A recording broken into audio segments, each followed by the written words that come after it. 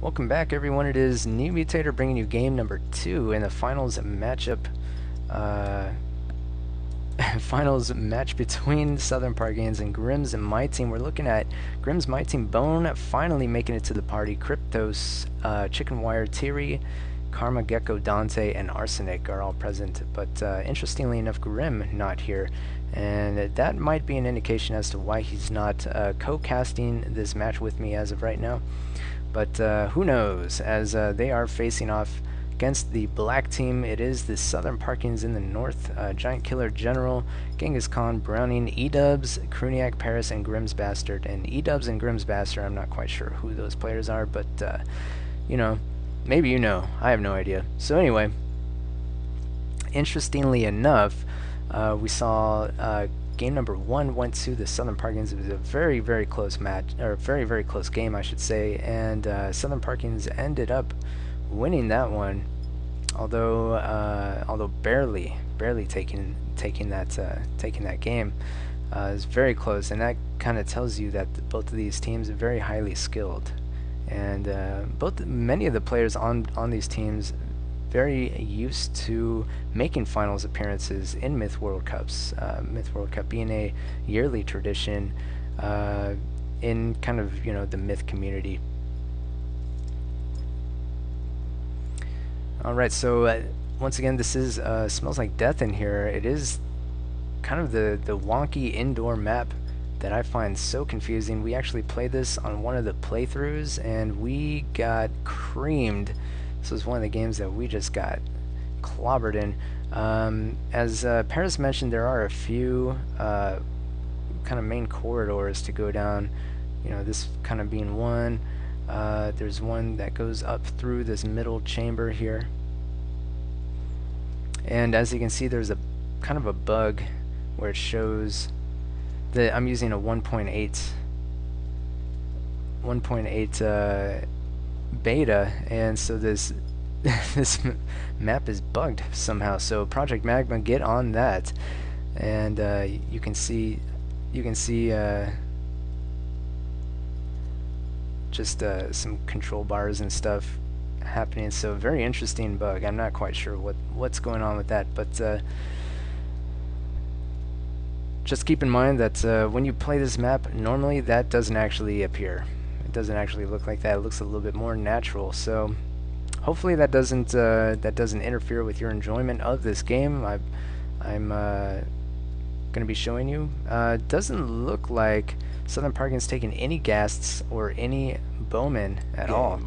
And one bowman there and one ghast there for my team. So very interesting choice. I'm not quite sure why they decided to go for one of each. Ghasts, you know, very cheap, but I think they cost 1 unit trading point. Not very effective though, but they are pretty good at freezing units. Everything except for a heron and these whites can be frozen, so they're pretty good in a defensive mode as long as there's no artillery to just utterly destroy them, as sometimes happens quite often actually. Both teams taking maximum herons, a lot of pus, maximum warlocks, and a few dwarves, and a ton of warriors also to kind of even things out. So this is a very interesting map. It is one of the only indoor maps, and one of the only indoor maps that is utilized in a tournament setting also.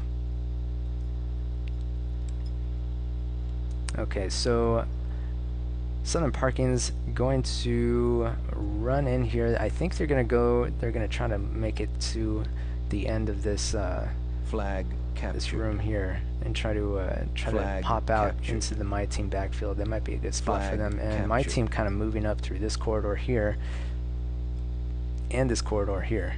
They are going to scout that center room. Arsenic is going to see this large heron rush from the Southern Parkins. Giant Killer General with a ton of herons there, and Browning with a ton also. Flag captured. And this is kind of the rush, one of the rushes for my team. They have all of these units here. They are going to try to seal them in right here. And we can see Dante has the other warlock. He's going to attempt to come in from the side. So they're going to try to contain that rush right now. Tiri with one of the warlocks kind of at the southern opening there.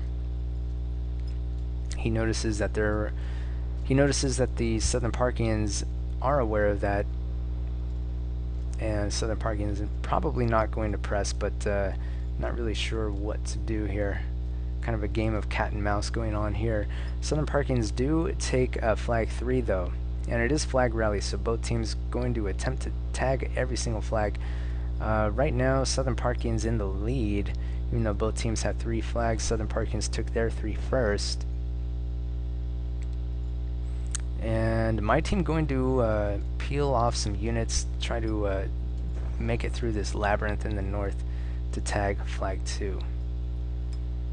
Also in the west, northwest, putting some pressure on Genghis's warlock. See if that works to their advantage or not. Now, one thing to consider is warlocks do have that confuse special. It tends to work out really well for them, but it takes a ton of mana, so they have to recharge. They are not invulnerable to fire because of that. And I can hear a dwarf, but I don't know exactly where it is. Or I thought I heard it. There we go. There goes the pus, and very nice shot by Bone in taking that out. He's pretty much going to lose that goal here though. Nope, he is going to run around and try to scout. Southern Parthians letting him through, that may end up being a mistake. And looks like my team losing a dwarf there to Browning's Puskull. Arsenic is going to be chased into this middle chamber here, but it looks like Dante's going to come to his aid.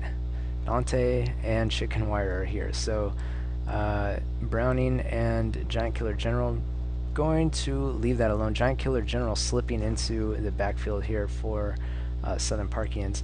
There is going to be an engagement here.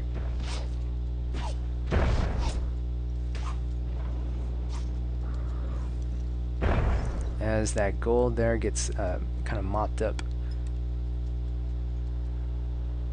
Well, a goal does anyway. And another goal, a Puskull taken out there by, ooh, that's the thing with this map, is it's you can see it's larger than it seems. Kruniak with the kill on that.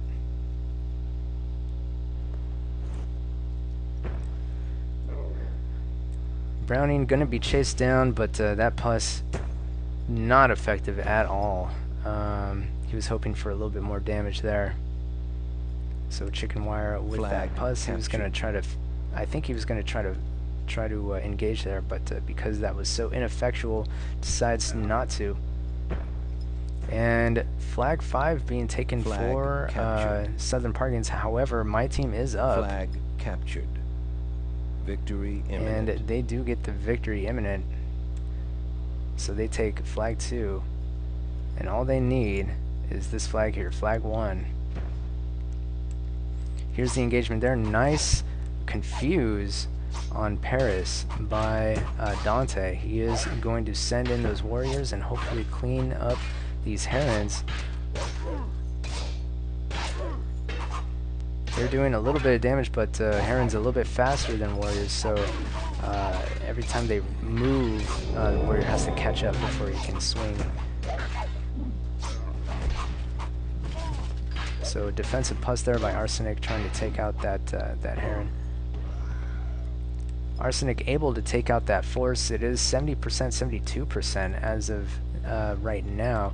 Looks like here in the south, Bone is going to be chasing Giant Killer General, but he wants to stay away from that trap right there. Flag As captured. Giant Killer General could very well set this one up and take Bone out. If Bone's not careful, he needs to keep spread. We'll see what happens here. 5 minutes remaining. There we go. There it is. But didn't do all that much damage. However, Bone not in a very good position. He may end up losing at least one of those herons, and he does. Neither one of those have heals. So Bone, it looks like it's going to be cleaned up. He's trying to draw GKG away from the flag. Flag 4. Nice confused there on Browning, as Chicken Wire is going to move in there with his dwarf, I think. Nice shot there. He's going to move in with his melee as well. Stupid map. And but the confuse wears off, and E-Dubs and Paris try a confuse of their own.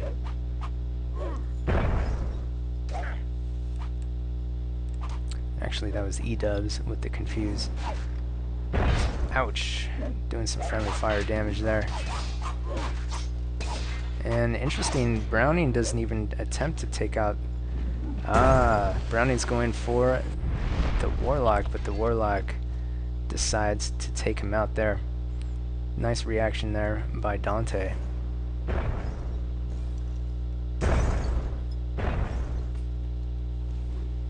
On the other end of the room, we have Thierry kind of pressing in as well. Victory imminent. So here doing the defense, we have Genghis Khan, we have Paris, E-Dubs, Kruniak, and that little dwarf didn't stand a chance. Not a very good shot there by E-Dubs. He could have at least hit that dwarf. Perhaps done a lot of damage. And Kruniak misses pretty much everything with that control click shot. He is going to get frozen there, and my team is going to rush in here and attempt to clean this up. Very interesting. E-Dubs gets off another shot, manages to take out the enemy Warlock, but I'm not sure if it's going to be enough, as all of these herons here are in a pretty good position. I think he could have hit all that melee, and that could have worked out pretty well. But you know, he did take out the Warlock, so it doesn't really, you know, that may be moot. We'll see. That Warlock attempts another shot, but flinches, and it doesn't really go anywhere, as Bone manages to clean that up. Bone's Heron in pretty good shape here. Browning pretty much trying to keep this flag contested. Flag captured.